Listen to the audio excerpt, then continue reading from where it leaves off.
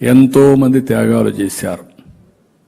వాళ్ళు చాలామంది ఇప్పటికి కూడా మీరు చరిత్రలో చూస్తే ప్రాణత్యాగాలు చేశారు, ఆస్తులు పోగొట్టుకున్నారు, జీవితాలు మొత్తం త్యాగం చేశారు. అలాంటి త్యాగాలు చేసిన ఫలితాలే ఈరోజు స్వతంత్ర భారతదేశంలో మనందరం మనుగడ సాధిస్తున్నాం. ఈరోజు మనందరం గుర్తుపెట్టుకోవాల్సింది వందే మాతరం అనే స్ఫూర్తిని అనునిత్యం మనలో తీసుకుపోవడమే కాకుండా దీన్ని భావితరాలకు అందించే బాధ్యత కూడా మనం తీసుకోవాల్సిన అవసరం ఉంది. ఎందుకు నేను ఈ మాట వాడుతున్నానంటే 78 సంవత్సరాలు స్వాతంత్రం వచ్చి ఇంకొక 22 సంవత్సరాల్లో 100 సంవత్సరాల స్వాతంత్ర ఉద్యమాన్ని లేకుంటే 100 సంవత్సరాల స్వాతంత్ర ఉత్సవాల్ని మనం జరుపుకునే పరిస్థితికి వస్తున్నాం. ఈరోజు 11వ స్థాయిలో ఉండే భారతదేశం 4వ అతిపెద్ద ఆర్థిక వ్యవస్థగా తయారైంది. ఇంకొక సంవత్సరంలో 3వ అతిపెద్ద ఆర్థిక వ్యవస్థగా తయారవుతుంది. వికసిత్ భారత్ 2047కి ప్రధానమంత్రి గారు భారతదేశాన్ని నెంబర్ 1 దేశంగా తయారు చేయాలని ఆలోచిస్తున్నారు. అదే సమయంలో ఆంధ్రప్రదేశ్ రాష్ట్రాన్ని స్వర్ణాంధ్ర 2047కి శ్రీకారం చుట్టామని చెప్పి కూడా నేను మీకు తెలియజేసుకుంటున్నా. ముందు పేదరికం పోవాలి, అందరూ ఆనందంగా ఉండాలి, ఆరోగ్యంగా ఉండాలి.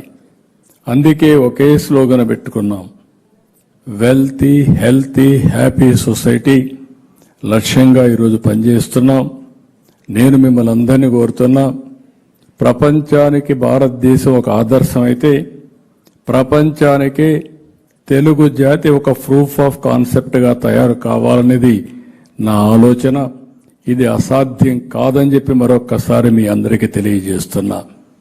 చాలామంది మనలో ఒకసారి ఆలోచిస్తూ ఉంటాం, ప్రతి ఒక్కరూ దేశం నాకేమిచ్చిందని ఆలోచిస్తూ ఉంటాం. దేశానికి నేనేం చేశాను అని కానీ మనం ఆలోచించుకోగలిగితే చాలా వరకు సమస్యల పరిష్కారం అవుతాయి. స్వతంత్ర భారతదేశంలో మనం స్వతంత్ర పౌరులుగా ఉంటున్నాం. ఈరోజు ఈ దేశం మనకు అన్నీ ఇచ్చింది. అదే సమయంలో మనం కూడా బాధ్యత కలిగిన పౌరులుగా ఉండి ఈ దేశాన్ని ముందుకు తీసుకుపోవడం కోసం మనం అందరం ఆలోచించాల్సిన అవసరం ఉందని చెప్పి నేను మీకు తెలియజేస్తున్నా.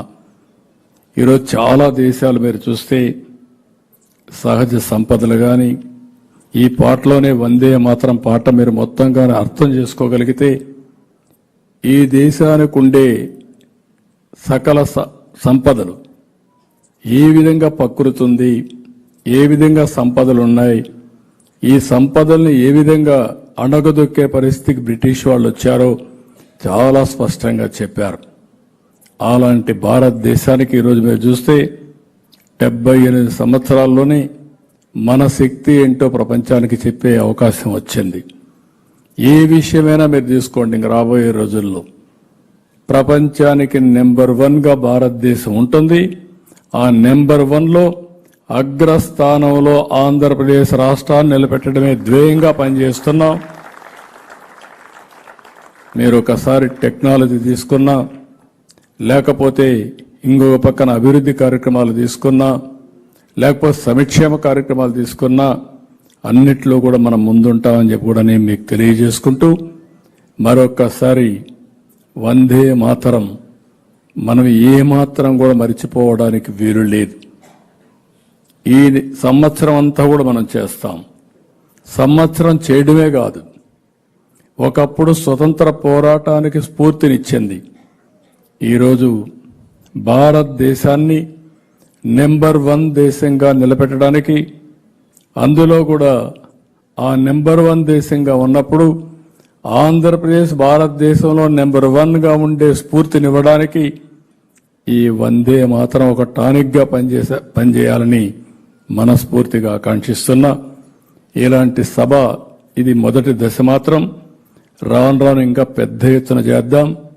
చేయడమే కాదు, ప్రతి ఒక్కరిలో శాశ్వతంగా ఉండే స్ఫూర్తిని రగిలిస్తూ ముందుకు పోతామని చెప్పి తెలియజేసుకుంటూ ఈ రోజు మిమ్మల్ని అందరినీ కూడా మనస్ఫూర్తిగా అభినందిస్తూ ఈ కార్యక్రమానికి వచ్చి